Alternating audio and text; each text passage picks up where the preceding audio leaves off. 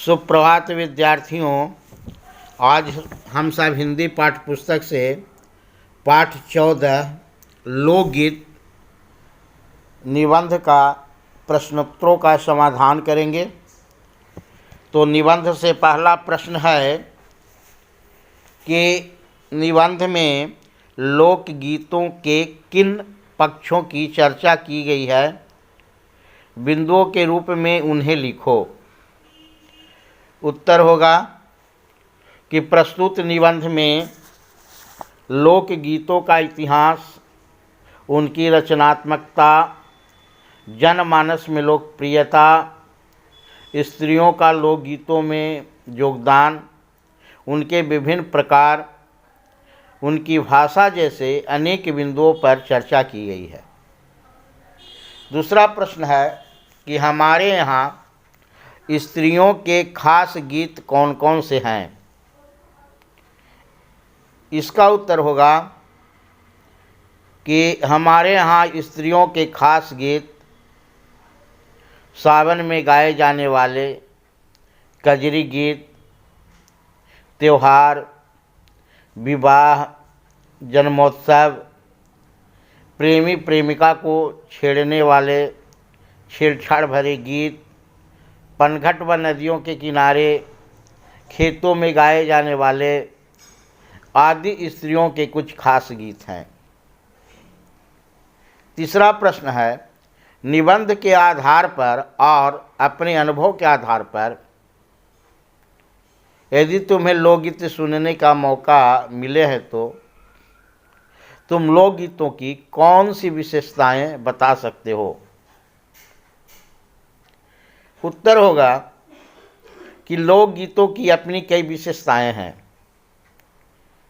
जैसे लोकगीतों को सुनने से हमें अपनी मिट्टी से जुड़ाव का अनुभव होता है।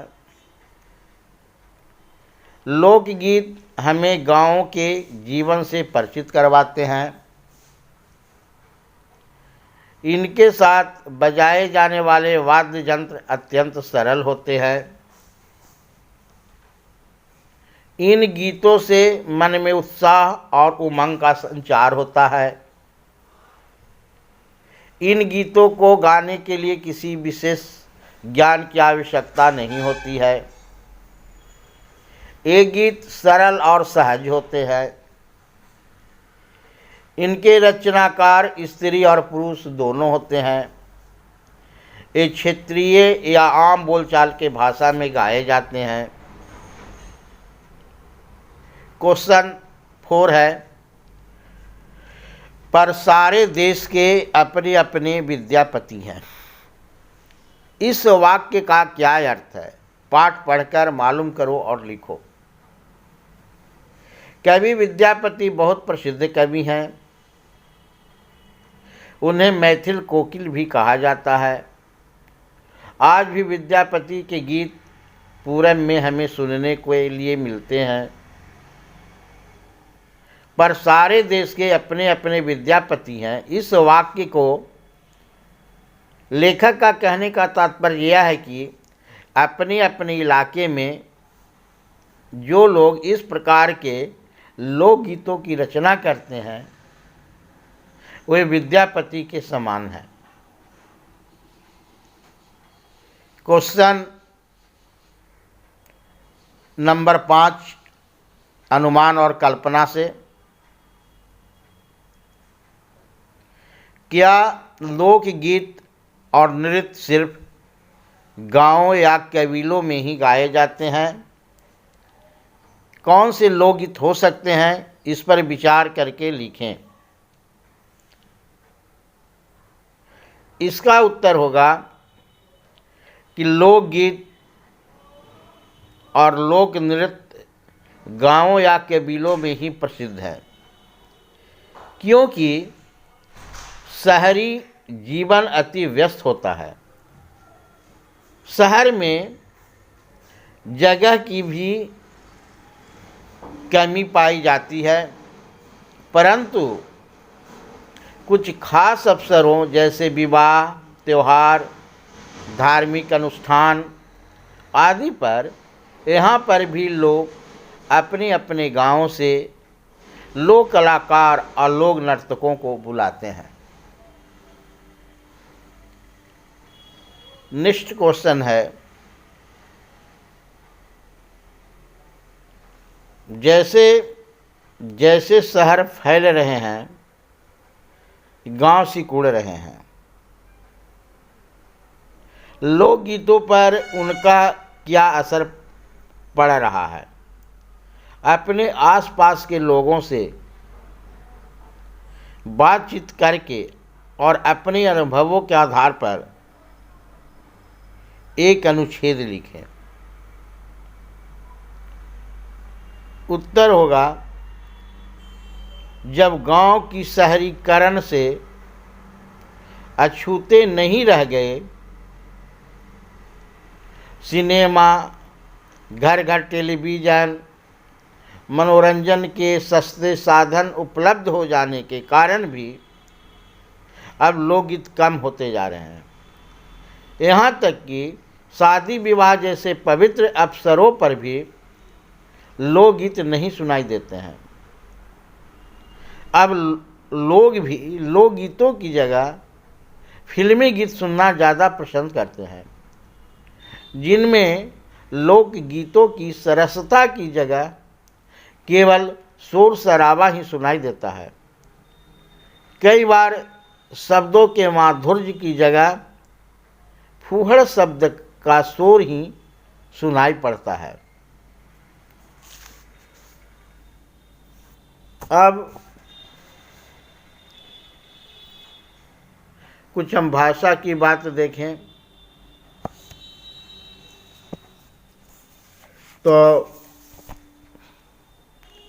लोक शब्द में कुछ जोड़कर जितने शब्द तुम्हें सूझे उनकी सूची बनाओ। इन शब्दों को ध्यान से देखो और समझो कि उनमें अर्थ की दृष्टि से क्या समानता है, और इन शब्दों से भी वाक्य भी बनाओ। जैसे लोक कला, तो लोक में कला जोड़कर बनाया गया है। उसी प्रकार लोकप्रिय, लोकमंच, लोकवाद्य, लोकहित, लोकतंत्र इत्यादि। अब इसका सरल वाक्य भी बना सकते हैं। जैसे लोकप्रिय, मुंबई सिनेमा जगत से जुड़ी हस्तियों के लिए लोकप्रिय है। लोकमंच, लोकमंच कलाकारों को अपनी कला दिखाने के लिए उपयुक्त माध्यम है। लोकवाद्य, लोकवाद्यों की महत्ता अब कम होती जा रही है। लोकहित, लोकहितों को ध्यान में रखकर ही योजनाएं बनानी चाहिए। लोकतंत्र, भारत का लोकतंत्र बहुत ही सशक्त है। भारत के अलावा भी कई अन्य देशों में लोकतंत्र है। नेक्स्ट क्वेश्चन है कि 12मासा गीत में साल के 12 महीनों का वर्णन होता है। नीचे लिखे विभिन्न अंकों से जुड़े कुछ शब्द दिए गए हैं। इन्हें पढ़ो और अनुमान लगाओ कि इनका क्या अर्थ है और वह अर्थ क्यों है। इस सूची में तुम अपने मन से सोचकर भी कुछ शब्द जोड़ सकते हो, जैसे इकतारा, सरपंच, चारपाई, सप्तर्षि, अठन्नी, तिराहा, दोपहर, छमाही, नवरात्र। अब वाक्य में हम प्रयोग करते हैं इकतारा, एक तार से बजने वाला वाद्य। सरपंच, पंचों का प्रमुख। चारपाई, 4 पैरों वाली यानी खाट। सप्तर्षि, सप्तऋषियों का समूह। अठन्नी, 8 आनों का या 50 पैसे का सिक्का। तिराहा, जहाँ 3 राहें मिलते हैं। दोपहर, जब दोपहर समय बीत गया हो, मध्याह्न भी कहते हैं इसको। छमाही, 6 महीने में होने वाला। नवरात्र, नवरात्रों का समूह। क्वेश्चन नेक्स्ट, को, में, से आदि वाक्य में संज्ञा का दूसरे शब्दों के साथ संबंध दर्शाते हैं। पिछले पाठ झांसी की रानी में तुमने का के बारे में जाना। नीचे मंजरी जोशी की पुस्तक भारतीय संगीत की परंपरा से भारत के एक लोकवाद्य का वर्णन किया गया है। इसे पढ़ो और रिक्त स्थानों में उचित शब्द लिखो। जैसे तुरही भारत के कई प्रांतों में प्रचलित है। यह दिखने में भरा जाएगा। यह दिखने में अंग्रेजी के एस या सी अक्षर की तरह होती है। की भराएगा।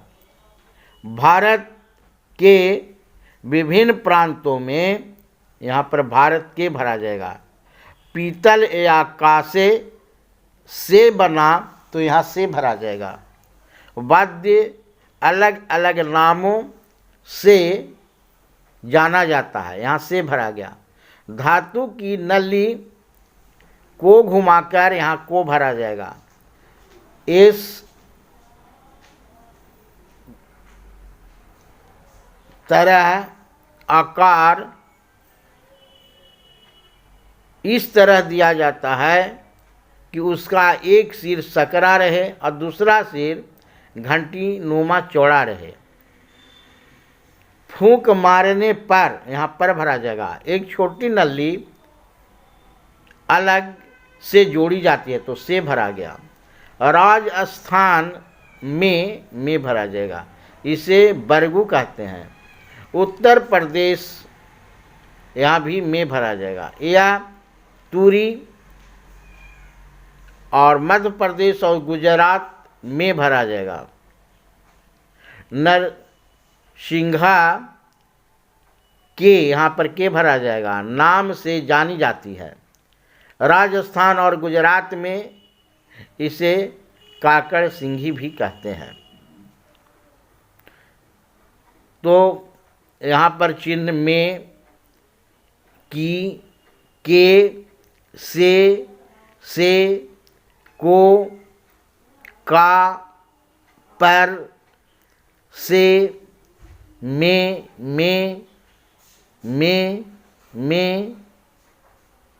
के इत्यादि भरे जाएंगे। धन्यवाद। नेक्स्ट अगले वीडियो में